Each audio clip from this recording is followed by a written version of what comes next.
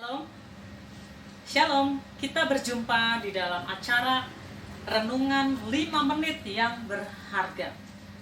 Kita baca dari kitab Lukas 11 ayat 3. Berikanlah kami setiap hari makanan kami yang secukupnya. Ini adalah doa yang diajarkan Tuhan Yesus kepada kita. Doa Bapa kami. Berikanlah kami setiap hari makanan kami yang secukupnya. Makanan di sini tentu saja bukan hanya makanan jasmani, tetapi lebih dari itu, roh kita membutuhkan makanan yang teratur setiap hari dan kita minta kepada Bapa. Sering saya bertanya kepada orang-orang, apakah engkau melakukan doa saat teduh setiap hari? Lalu, apakah engkau bersama-sama dengan keluarga ibadah, membangun mezbah doa? Ada banyak orang yang mengatakan aku tidak sempat, atau suamiku tidak sempat, atau keluargaku semua sibuk masing-masing dengan aktivitasnya.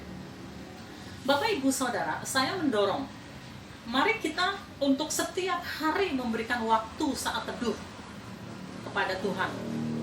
Saat teduh hanya saudara dan Tuhan, lalu kemudian bersama-sama ibadah satu keluarga, membangun mezbah keluarga. Doa adalah komunikasi dengan Allah. Kita berbicara kepada Allah, Allah mendengar, dan kita mendengarkan firman Allah lewat Alkitab.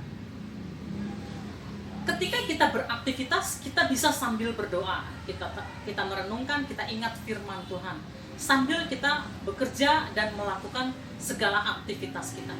Tetapi yang namanya saat teduh dan mezbah keluarga, itu artinya memang kita mengkhususkan keseluruhan keberadaan kita untuk Tuhan. Jadi bukan sambil bekerja, bukan sambil melakukan aktivitas, tetapi memang tubuh, roh, dan jiwa kita saat itu sungguh-sungguh bersekutu dengan Allah.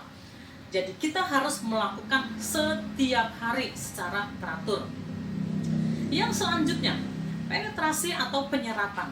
Firman Allah yang kita baca, firman Allah yang kita dengar harus masuk, harus mengalami penyerapan ke dalam batin, masuk ke dalam batin kita. Dengan cara apa? Dengan cara kita merenungkan. Lalu ketika kita di dalam ibadah keluarga, kita mendiskusikannya bersama-sama, sharing, saling menjelaskan, saling menerima, dan membuat komitmen bersama-sama untuk menjadi pelaku firman, untuk melakukan, saling menopang, dan membuat komitmen di hadapan Allah. Lalu yang terakhir, aplikasi adalah penting. Setelah kita mendengar, mengerti, menerima kebenaran firman Tuhan masuk ke dalam manusia batin kita, kita harus belajar untuk menjadi pelaku firman.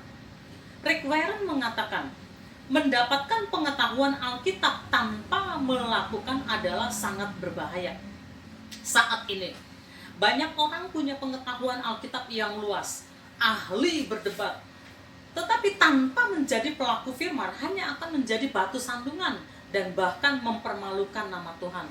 Oleh karena itu, mari kita belajar untuk menjadi pelaku firman. Dan kalau kita melakukan saat teduh pribadi setiap hari secara teratur, dan kalau kita membangun mezbah keluarga, ibadah keluarga secara teratur setiap hari, kita lakukan 21 hari berturut-turut, akan menjadi habits, akan menjadi kebiasaan. Dan kalau terus kita lakukan dari hari ke hari, minggu ke minggu, bulan, tahun, dan seterusnya, maka kita akan menjadi manusia yang berbeda. Hidup kita akan berubah, cara pandang kita akan berubah, dan cara kita menyikapi segala sesuatu akan berubah. Kita akan kuat di dalam Tuhan, keluarga kita kuat di dalam Tuhan. Tuhan Yesus memberkati.